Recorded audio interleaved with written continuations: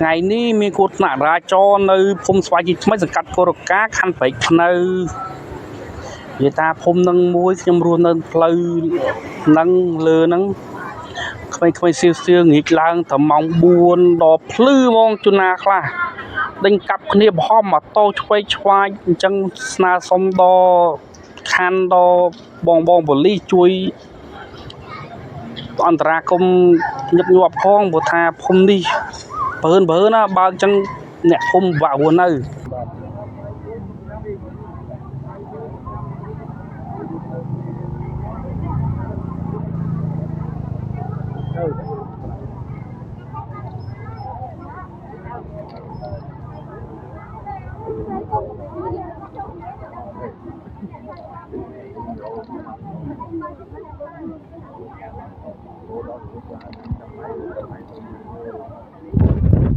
ពេលបានប៉ះវាអញ្ចឹងมัน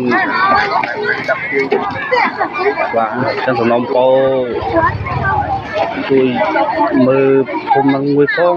ស្វាយជីថ្មីសង្កាត់កូរកាខណ្ឌព្រែកភ្នៅបហមម៉ូតូដេញកាប់គ្នារាល់យប់អ្នកភូមិវាក់ដេកវាក់ពួនដល់អត់ដែលខាន់មួយថ្ងៃបហមម៉ូតូទៅចង់ចាប់ស្រួលម៉ោង6ម៉ោង4មកតែម៉ោង4ឡើងមកបហមម៉ូតូថ្ងៃមកដេញកាប់គ្នាដេញវាយគ្នា